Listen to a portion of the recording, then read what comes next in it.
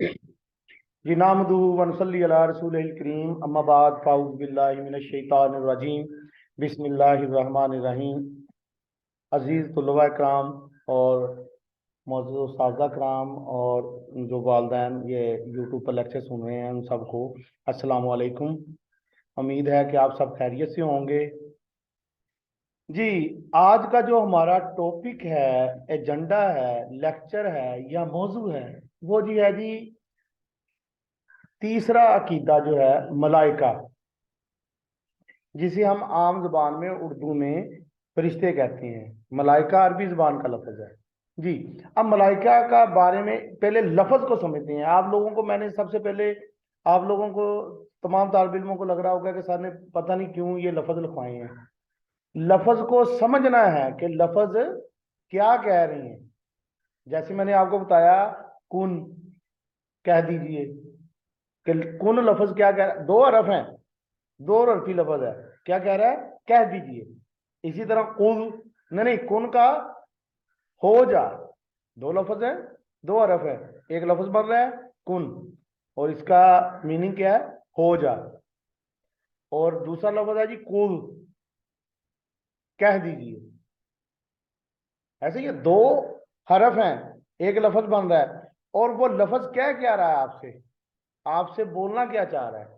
इसी तरह लफ्ज मलाइका है। आज का जो टॉपिक है वो लफ्ज कौन सा है जी? मलाइका है।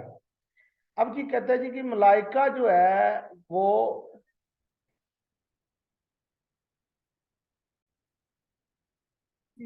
मलाइका का लफ्ज जमा है। जैसे आप पढ़ते नहीं, लड़का लड़के, लड़का वाहद है, लड़के जमा है। अब लड़के लफ्ज के बारे में आपसे पूछा जाएगा तो आप क्या कहेंगे?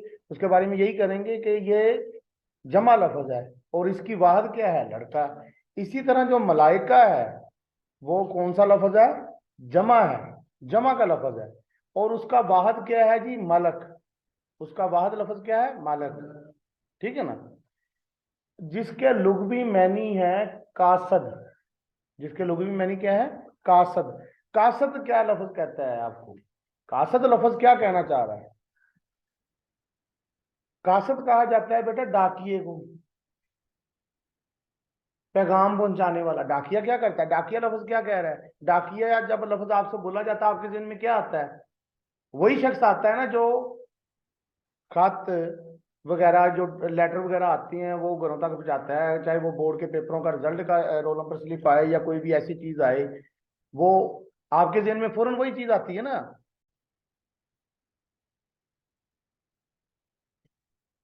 जी, डाकिए से ज़हन में क्या आ रहा है कि वो शख्स है जो लेटर वगैरह या पैगाम वगैरह। तो कासद उसका मुतरादिफ लफ्ज है। ठीक है ना? तो कासद का क्या होगा जी? पैगाम पहुंचाने वाला। समझ रहे हैं?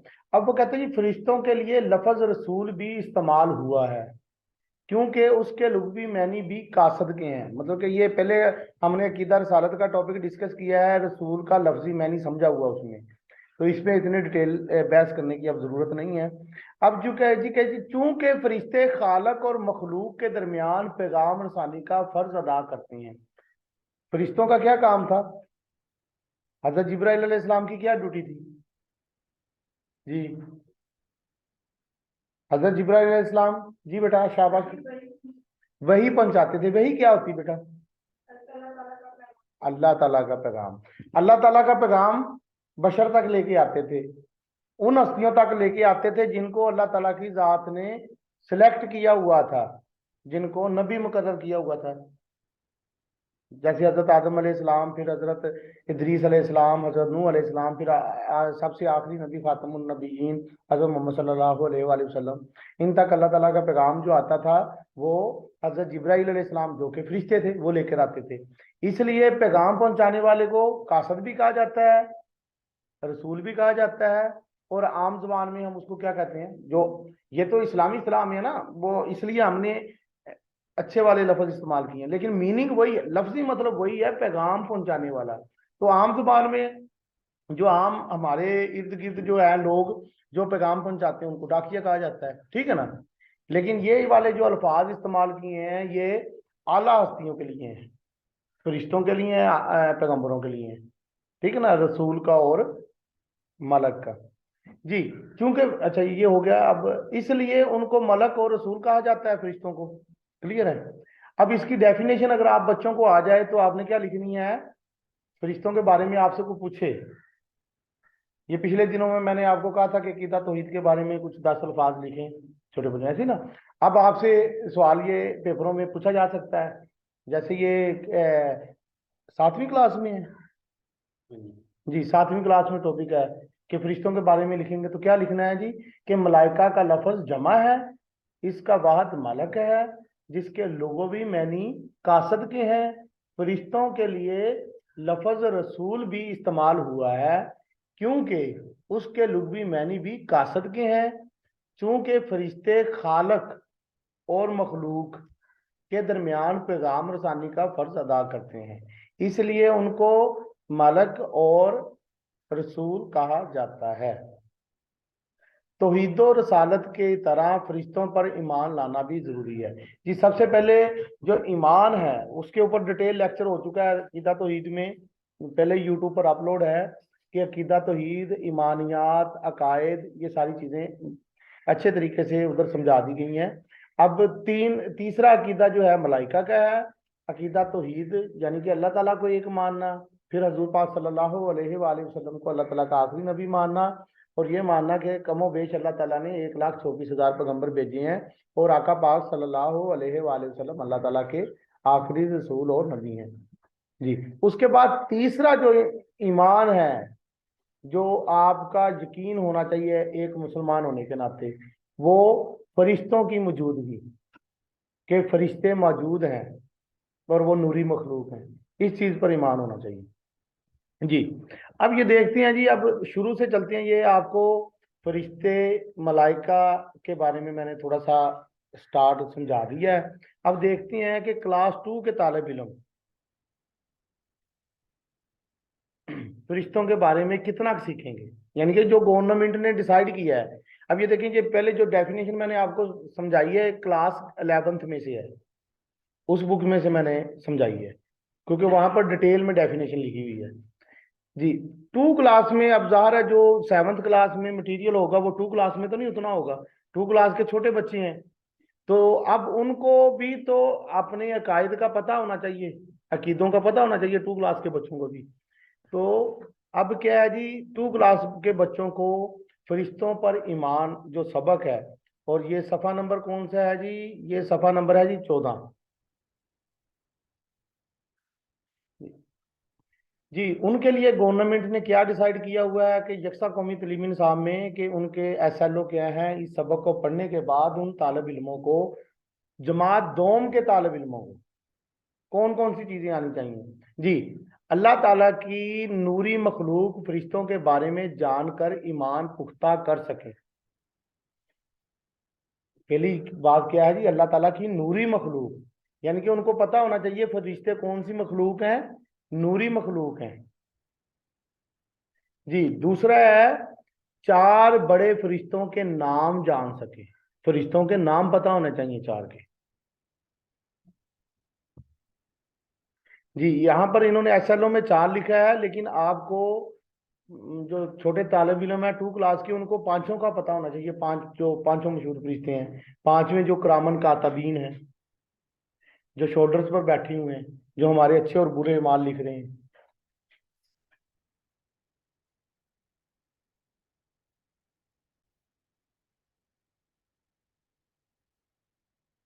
जी। उसके अलावा इनके जो जनरल नॉलेज है, सबक की रीडिंग जो है वो तालिब इल्म ही करेंगे, वो फिर ही अपलोड की जाएगी।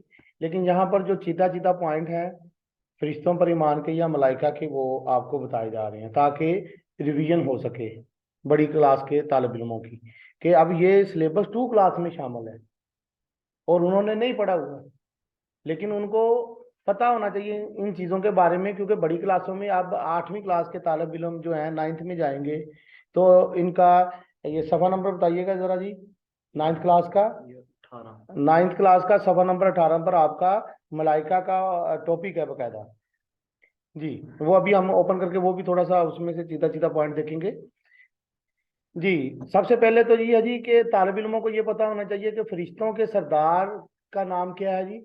हजरत जिब्राईल अलैहिस्सलाम। जी अब 4 मशहूर फरिश्ते देखते हैं। सबसे पहले तो इसमें कुरानी आयत है, उसको पढ़ते हैं जी। वल मलाइकातु युसब्बिहूना बिहम्दि रब्बिहिम, और फरिश्ते अपने रब की हमद के साथ तस्बीह करते रहते हैं। सूरतुल शौरा आयत नंबर 5 कुरान पाक की आयत का हवाला है जी। जी 4 मशहूर फरिश्ते कौन कौन से हैं जी? हजरत जिब्राईल अलैहिस्सलाम, और उनका काम भी याद रखना है कि हजरत जिब्राईल अलैहिस्सलाम की क्या ड्यूटी थी? अल्लाह ताला का पैगाम अंबिया कराम अलैहिस्सलाम तक पहुंचाना। हजरत इजराइल अलैहिस्सलाम तमाम जानदारों की रूह कब्ज करना, यानी कि जितनी भी जिंदा चीजें हैं, जब उनका रब की तरफ से हुक्म आता है कुन फायाकुन का, तो फरिश्ते उनकी रूह कब्ज करते हैं। और कौन से फरिश्ते करते हैं? हजरत इजराइल अलैहिस्सलाम। जी हजरत मिकाइल अलैहिस्सलाम तमाम जानदारों के लिए रिज़्क और बारिश का इंतजाम करना। उसके बाद है जी हजरत इसराफील अलैहिस्सलाम, क़यामत से पहले सूर फूंकना।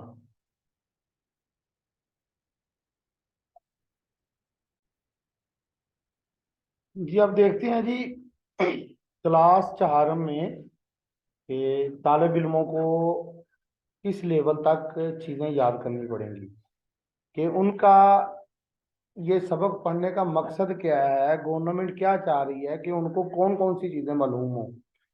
जी सबसे पहले तो ये है कि जी सबक की तकमील पर आप इस काबिल हो जाएंगे कि तमाम फरिश्तों पर ईमान लाने के हुक्म से आगाह हो सकें। फरिश्तों पर ईमान लाने के हुक्म से आगाह हो सकें कि अल्लाह ताला ने फरिश्तों पर ईमान लाने का हुक्म दिया है।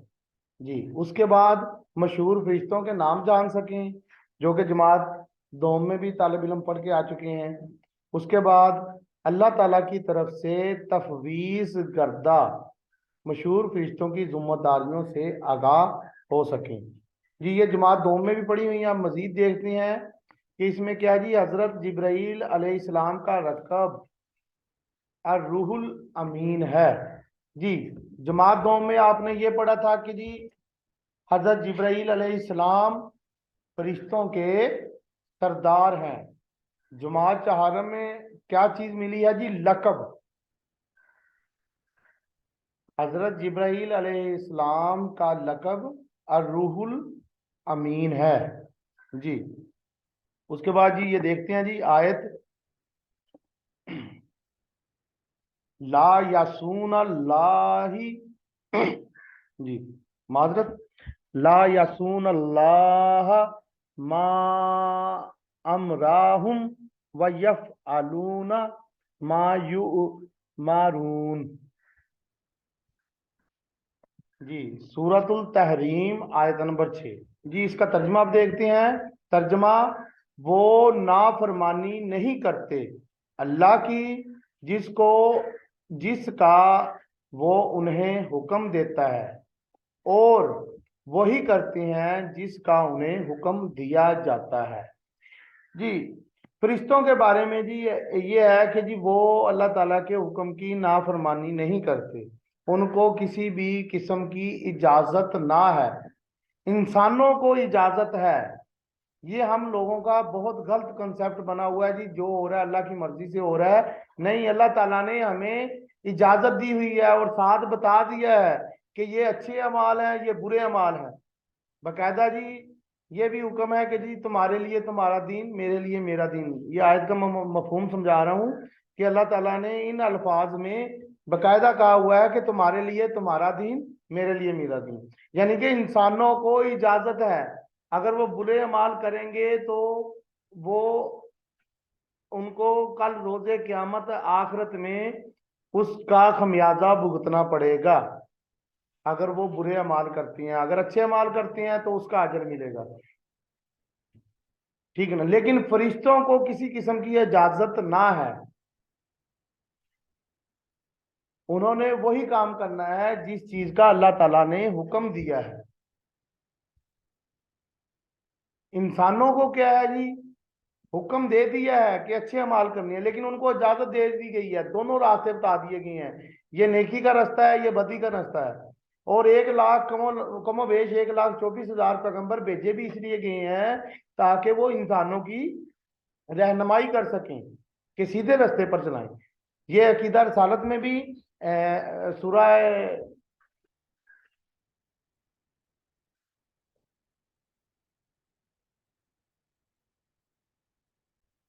सूरह फातिहा में आप लोग बकायदा दुआ करती हैं, ईदिन सिरातल मुस्तकीम सिरातल लजीना अनअमता अलैहिम गैरिल मगदूबी अलैहिम वलद्दालिन। क्या है मेरे रब, मुझे हमें सीधे रास्ते पर चला, उन लोगों का रास्ता जिन पर तेरा नाम हुआ, ना कि उन लोगों का रास्ता जिन पर तेरा गजब हुआ। ऐसे ही है ना, मतलब कि बकायदा मेंशन है कि दो रास्ते हैं, एक इनाम वाला और एक गजब वाला। अब आपको यानी कि हम इंसानों को रहनुमाई दे दी गई है पैगंबरों के जरिए, दोनों रास्तों के बारे में बता दिया गया है कि अच्छाई का रास्ता कौन सा है और बुराई का कौन सा है। और इसके बाद इजाजत है कि बकायदा आपको हवाला दिया हुआ कुरान पाक से, मैं आज का मफहूम बता रहा हूँ कि अल्लाह ताला का बकायदा हुक्म है जी, क्या है जी, कि तुम्हारे लिए तुम्हारा दीन, मेरे लिए मेरा दीन। यानी कि अल्लाह ताला तो उन लोगों को पसंद करेगा ना जो अल्लाह ताला के हुक्म पर चलते हैं, जो सीधे रास्ते पर चलते हैं। जी। अब उसके बाद ये जी मशहूर फरिश्तों के नाम उनके काम है, जो उनकी ड्यूटियां थी वे जमात 2 में भी आप पढ़ चुके हैं। जी इसमें आप देखें कुछ एडिशन हो गई है जी, मैंने करामन कातबीन के बारे में बताया था, उसके बाद मुनकर नकीर और मुहाफिज फरिश्ते जी जमात 4 में ऐड कर दिए गए हैं मजीद। जी करामन कातबीन का मतलब है मुअज्जिज, लिखने वाले। ये फरिश्ते इंसान के अमाल लिखते हैं। मुनकर नकीर, इंसान के मरने के बाद जो फरिश्ते कब्र में सवाल करते हैं उनको मुनकर नकीर कहा जाता है। यानी इंसान के मरने के बाद जब वो कब्र में दफना दिया जाता है तो उससे जो सवाल पूछते हैं, जो फरिश्ते आकर उनसे सवाल पूछते हैं, ठीक है ना। अब मेरे ज़हन में इस वक्त अरबी नहीं है, लेकिन वो आपसे आपका दीन, आपके पैगंबर के बारे में पूछते हैं, हज़ूर पाक सल्लल्लाहु अलैहि वसल्लम के बारे में अल्लाह का पूछते हैं, ये चीज़ें सवाल पूछे जाते हैं और वो मुनकर नकीर पूछते हैं। जी उसके बाद मुहाफ़िज़ फरिश्ते आ गए जी। अल्लाह ताला ने इंसान की हिफाजत के लिए उसके आगे और पीछे कुछ फरिश्ते मुकर्रर कर रखे हैं जो उसके हुक्म से इंसान की हिफाजत करते हैं और नुकसानदेह चीज़ों से बचाते हैं। जी अब 3 मजीद, यानी कि क्लास 4 में 3 मजीद फरिश्ते आ गए हैं जो हैं जी, कौन से जी, किरामन कातबीन, मुनकर नकीर और मुहाफिज फरिश्ते। जी उसके बाद देखते हैं जी जमात 7 में, 7वीं जमात में सबसे पहले तो जी फरिश्तों के तसव्वुर और उनकी तख्लीक के मकसद से आगाह हो सकें। जी ये नया एसएलओ आया है, पहले तक तो यही था कि फरिश्तों पर ईमान और फरिश्तों के काम। अब ये 7वीं क्लास में तालिब इल्मों को फरिश्तों का तसव्वुर, इमेजिनेशन और उनकी तख्लीक के मकसद के अल्लाह ताला की जात ने उनको क्यों बनाया है, अल्लाह ताला की जात ने फरिश्तों को क्यों बनाया है, इस मकसद से हमने आगाह होना है। जी उसके बाद ये समझ सकें कि फरिश्तों पर ईमान लाना इस्लाम के बुनियादी अकायद का जुज़्वे लाजम है। जी 5 बुनियादी अकायद आप लोगों को याद करवा दिए हुए हैं, अकीदा तौहीद, अकीदा रिसालत, मलाइका, इल्हामी किताबें और आखिरत। तो ये लाजमी जुज़ है। अगर आप फरिश्तों पर ईमान नहीं रखते तो आपका अकीदा मुकम्मल नहीं है, आपका ईमान मुकम्मल नहीं है। जी नेक्स्ट चलते हैं, फरिश्तों की सिफात, खुसूसन मासूम अनुल खता होने के बारे में आगाही हासिल कर सकें। जी मासूम लफ्ज यहां पर समझने वाला है कि मासूम लफ्ज क्या कह रहा है। आप लोगों को मैंने कहा था ना कि आपने लफ्जों को समझना है कि लफ्ज क्या कहना चाह रहे हैं। मासूम क्या कहता है, मासूम कह रहा है कि ऐसी हस्ती, ऐसी शख्सियत जो गुनाहों से पाक हो, जो गुनाहों से पाक हो। तो यहां पर क्या है जी, फरिश्ते गुनाहों से पाक हैं। ये बताना चाह रहे हैं, इस चीज की आगाही लेनी है, ठीक है ना। कुरान और सुन्नत में मज़कूर चंद फरिश्तों के नामों और उनकी जिम्मेदारियों को जान सकें जी। ये पहली जमातों में भी आप पढ़ के आ चुके हैं, जमात 2 में और जमात 4 में जी। उसके बाद है जी, ये समझ सकें कि अल्लाह ताला की जात अपने अहकाम की अंजाम दही के लिए फरिश्तों समेत किसी भी मखलूक की मोहताज नहीं है जी। यहाँ पर देखें जी, अकीदा तौहीद के बारे में आ गया कि अल्लाह ताला की जात किसी की मोहताज नहीं है, उसको किसी की जरूरत नहीं है अल्लाह ताला की जात को। ये हम लोगों का कंसेप्ट बना हुआ है जी, अल्लाह ताला ने इंसानों को अपनी इबादत के लिए बनाया है। ये गलत तस्वर है। हम नमाजें पढ़ते हैं अपने आप के लिए पढ़ते हैं, अगर नहीं पढ़ेंगे कल को रोजे क़यामत हमें भुगतना पड़ेगा। ये नहीं है कि जी हम अल्लाह की इबादत, ये हम अपने लिए कर रहे हैं। नमाज पढ़ना, रोजा रखना, झूठ से बचना, गीबत से बचना, ये जो नेक अमाल का हुक्म है ये हम अपनी जात के लिए कर रहे हैं। अगर हम अल्लाह के हुक्म को नहीं मानेंगे तो रोजे क़यामत हमें भुगतना पड़ेगा। अल्लाह ताला की जात किसी की मोहताज नहीं, चाहे वो फरिश्ते ही क्यों ना है। क्लियर है, ये बात समझानी है जी इस सबक में। उसके बाद है जी, अल्लाह ताला की नूरी मखलूक यानी फरिश्तों पर ईमान पुख्ता करते हुए अपनी अमली जिंदगी में उनके अदाब एहतराम को मलहूज़े खातर रखते हुए उनके मुतल्लिक ताजीमी रवैया इख्तियार कर सकें जी। तो ये तालिब इल्मों से पहले भी हमारी डिस्कशन हो चुकी है। मैंने आपको बताया है कि मेरी जो रिसर्च है वो यूरोपैथोजेनिक पर है, कि यूरिनरी ट्रैक्ट इन्फेक्शन के बारे में है, किडनी और किडनी से नीचे जो भी मामलात हैं। तो बहुत सारी प्रॉब्लम्स देखी हैं कि जो छोटे बच्चे हैं उनकी तरबियत में कमी रह जाती है। तालिब इल्म जो है तहारत करना तो दूर की बात, वो खड़े होकर यूरिनेशन कर देते हैं। इस तरह की प्रॉब्लम जिसकी वजह से बीमारियां होती हैं, ठीक है ना। तो अब देखिए, आपको जब आपका ईमान पुख्ता है कि जी ये फरिश्ते मौजूद हैं, जब बच्चे को ये चीज समझा दी जाएगी, उसका ईमान पुख्ता हो जाएगा, तो वो कभी भी ऐसी गलती नहीं करेगा। क्योंकि उसको उस नन्हे मुन्ने बच्चे को हम तो नहीं देख रहे कि वो गुसल खाना में, बाथरूम में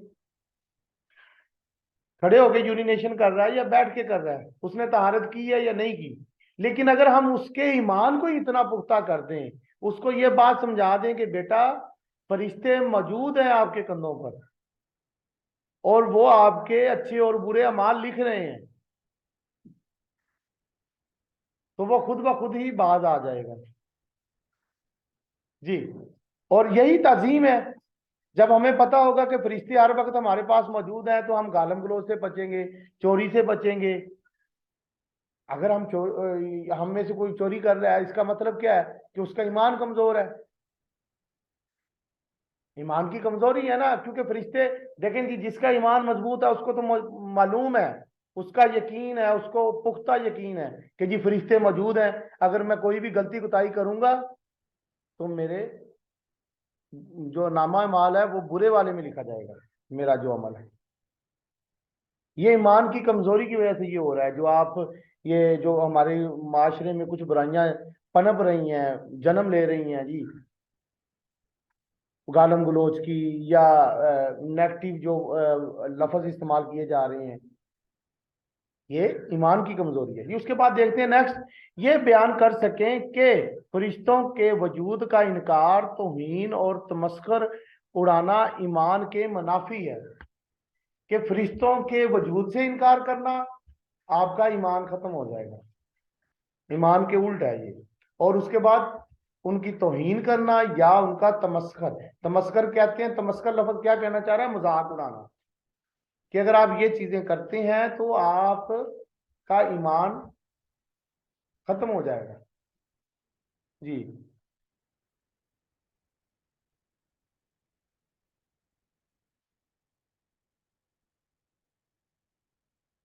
जी यहाँ पर भी आयत जो है वो सूरतुल तहरीम की आयत नंबर 6 है, जो पहले हम 4th क्लास में पढ़ चुके हैं, वही आयत है दोबारा जी। उसके अलावा जो है सूरतुल निसा आयत नंबर 136 है जी। और जो कोई अल्लाह का और उसके फरिश्तों का और उसकी किताबों का और उसके रसूलों का और आखिरत के दिन का इनकार करे तो यकीनन वो भटक भटक कर बहुत दूर की गुमराही में जा पड़ा।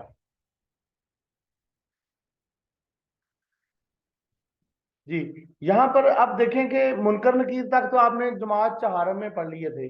अब यहाँ पर क्लास 7th में मजीद 2 फरिश्तों को ऐड किया गया है सिलेबस में, जिनके बारे में तालिब इल्मों को पता होना चाहिए। जी। एक है जी मालिक और रिजवान। जी, फरिश्तों के नाम है जी, बहुत ही मशहूर फरिश्ते हैं ये, मालिक और रिजवान। जो फरिश्ता जहन्नम का दरोगा है उसका नाम मालिक है। दरोगा, दरोगा लफ्ज क्या कह रहा है? चौकीदार। दरोगा लफ्ज क्या कह रहा है? चौकीदार, गेट कीपर। यानी कि जहन्नम के दरवाजे पर जो जिसकी ड्यूटी लगी हुई है वो कौन है जी? मालिक। और जो फरिश्ता जन्नत का दरबान है उसका नाम क्या है जी? रिजवान। जी। नेक्स्ट है जी हारूत और मारूत। हारूत और मारूत भी 2 फरिश्तों के नाम हैं जो बाबुल की सरजमीन पर उतारे गए थे। जी। अब नेक्स्ट चलते हैं जी, जमात 7th के बाद आई थिंक 9th क्लास का है। जी। अब ये देख लें जी कि सारे तालिब इल्म ये रिवीजन करवा दी गई है पिछली जमातों में, क्योंकि ये सिलेबस चेंज हुआ है तो क्लास 9th के तालिब इल्मों को पता होना चाहिए कि ये चीज़ें किस किस क्लास में पहले वो जो नए तालिब इल्म आ रहे हैं वो पढ़ रहे हैं और उनको किस लेवल पर ये पढ़नी चाहिए थी। तो अब देखते हैं जी कि इसमें कि 9th क्लास के तालिब इल्म को क्या क्या चीज़ें मालूम होनी चाहिए। जी, सबसे पहले है जी कुरान और सुन्नत की रोशनी में बुनियादी अकायद, मलाइका, आसमानी कुतुब और आखिरत के बारे में जान सकेंगे। ये तीनों टॉपिक उन्होंने इकट्ठे कर दिए हुए हैं। उसके बाद है जी बुनियादी कायद पर ईमान की ज़रूरत और अहमियत को जान सकेंगे। इन अकायद पर ईमान लाने की रूह को समझते हुए रोज़मर्रा मामलात में अपने कोलो फेल में तजाद ख़त्म करके इनकी इस्लाह कर सकें। जी, यहाँ पर ये समझने वाला है जी कोलो फेल।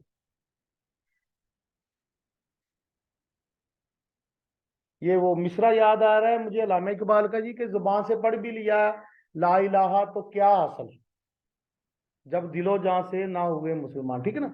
यानी कि हम जुबान से तो इकरार कर दिया जी ला इलाहा इल्लल्लाह जी, कि अल्लाह ताला के सिवा कोई इबादत के लायक नहीं है,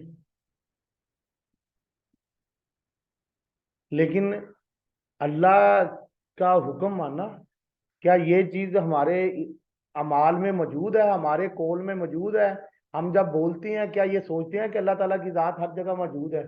अगर ये हम ये सोचना शुरू कर दें तो हमारे कौल और अकीदे में तजाद नहीं रहेगा। हम सोचते नहीं है जी, गुस्से में जी वो दोस्तों के छेड़खानी हुई जी, थोड़ी सी गालम गलोच शुरू कर दी, ये आपके कौल और ईमान का तजाद है। एक तरफ आप कहते हैं जी अल्लाह ताला की जात हर जगह मौजूद है, ये हमारा ईमान है, फिर ऑन द स्पॉट ही आप अपनी जुबान से गालम गलोच और बुरे लफ्ज, एक दूसरे को बुरे लफ्ज अलकाबाज से पुकार रहे हैं। तो वो यहां पर यही समझाना चाह रहा है कि ये 2 तजाद हैं। फिर अमल में भी तजाद है।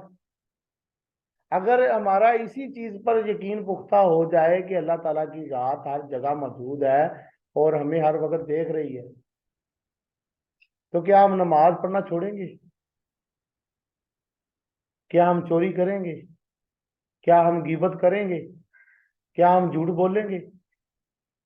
तो अगर हम ये चीजें कर रहे हैं, हमारे माशर में ये बुराइयां पनप रही हैं, तो इसकी वजह क्या है? अकीदा तौहीद ही कमजोर है हमारा, और ये लम्हा फिक्रिया है। और कुछ तो ऐसे हैं जी वो स्कूल में भी आते हैं ये बदमाश बन के 4 बटन खोले हुए होते हैं, तालिब इल्म नहीं बन के आते। हालांकि वो आप लोगों को एक शेर सुनाया था कि ज्यादा जबर ना कर, जेर हो जा। क्या आप लोगों को पता है कि दुनिया का पहला गुनाह कौन सा था? मैं, यानी कि गुरूर, जो कि अल्लाह ताला को सबसे ज्यादा नापसंद है। गुरूर का सिंबल, अलामत किसी भी किस्म के जुमरे में आपके अंदर, हमारे अंदर मौजूद नहीं होनी चाहिए, और ना ही हमारे अमाल से नजर आए। ये नहीं है कि हम कहें जी हम तो जी आदत से बंदे हैं, लेकिन वो बदमाशों की तरह चार बटन खोले हुए हों, वैसे जुबान से कहते रहें, यानी कि जुबान और अमल का तजाद पड़ गया जी। उसके बाद है जी मजकूरा कायद की अमली जिंदगी पर असरात। जब हम, अब असरात कैसे होंगे? जब आपका अकीदा मजबूत हो जाएगा, आपके ईमान में पुख्तगी आ जाएगी कि अल्लाह ताला की जात हर जगह मौजूद है, हमारी शाह रग से भी करीब है, फरिश्ते मौजूद हैं कंधों पर, वो लिख रहे हैं अच्छे बुरे अमाल। जब ये चीजें आपके ईमान का हिस्सा बन जाएंगी और आप अपने दिमाग पर जोर डालेंगे कि, और सोचेंगे हर वक्त कि ये मौजूद है और हमारा हर अमल लिख रहे हैं, तो आपकी जिंदगी में इस अकीदे के असरार शुरू हो जाएंगे। आप खुद ब खुद ही बुरी बातों से इजतराब करना शुरू कर दोगे, गालम गलोच से इजतराब करना शुरू कर दोगे। इसका ये असर होगा जी। नेक्स्ट चलते हैं। मज़कूरा अकायद को मजबूत बनाने की गर्ज से कुरान और सुन्नत के मुताले का रुझान पैदा कर सकें। अब इन अकायद को मजबूत करने के लिए, ये तो दो तीन आयात ही अब अभी तक हमने पढ़ी हैं, ठीक है ना, फरिश्तों पर ईमान की, इसी तरह रिसालत के बारे में भी एक दो याद पढ़ाई हैं, लेकिन कुरान पाक में तो जगह जगह मौजूद है। आप लोगों को जो है वो तर्जमातुल कुरान के सिलेबस में आका पाक सल्लल्लाहु अलैहि वसल्लम अकीदा खत्म नबूवत के बारे में जो कुरानी आयात का तर्जमा याद करवाया गया है, जब वो पढ़ेंगे तो आपका और ईमान मजबूत होगा इन अकायद पर जी। उसके बाद है जी अकीदा आखिरत की, ये इसके बाद हम शुरू करेंगे तो उस वक्त डिटेल से डिस्कस कर लेंगे। अभी तो हमारा टॉपिक चल रहा है मलाइका का जी। इसके बाद आते हैं जी क्लास 11th की तरफ। तो अब क्लास 11th में अगर हम देखें तो हमें कुछ आयात जो है, इधर एक पैराग्राफ या दो पैराग्राफ दिए गए हैं और एक आयत दी गई है, ठीक है ना, जिसका सूरतुल बकरा आयत नंबर 177 है जी। तर्जमा और नेकी तो उसकी है जो ईमान लाया अल्लाह और आखिरत के दिन पर और फरिश्तों और किताबों और नबियों पर जी। तो यहाँ पर देखें कि नेकी क्या है जी। नेकी किस चीज को कहा गया है? नेकी की तारीफ यहाँ पर बताई गई है। अल्लाह ताला ने खुद इरशाद फरमाया है कि नेकी क्या है जी? जो ईमान लाया किस पर जी? अल्लाह पर, आखिरत के दिन पर, फरिश्तों पर, किताबों पर और नबियों पर जी। तो आज का हमारा जो टॉपिक या एजेंडा था या मौजू मौजू था या लेक्चर था, वो इधर वाइंड अप होता है। और ये इतना नॉलेज जो है ये काफ़ी होगा जमात 11 के तालब इल्मों के लिए, कि अगर उनको ये टॉपिक आ जाए, या 9th क्लास के तालब इल्मों के लिए कि ये टॉपिक आ जाए फरिश्तों के बारे में, तो वो एक अच्छा मजमून लिख सकें, जिसमें आपने तकरीबन 8 से 9 फरिश्ते मशहूर पढ़ लिए इसके अंदर, और उनके फ़राइज़ जो हैं वो भी पढ़ा दिए गए हैं आपको। फिर फरिश्तों के बारे में बता दिया गया, और उन पर ईमान के बाद आपकी अमली ज़िंदगी पर क्या असर होगा वो भी समझा दिया गया है जी। वमा अलैना इल्लल बलाग। इंशाल्लाह अगली क्लास में मुलाकात होगी। दुआओं में याद रखिएगा। अल्लाह हाफिज़।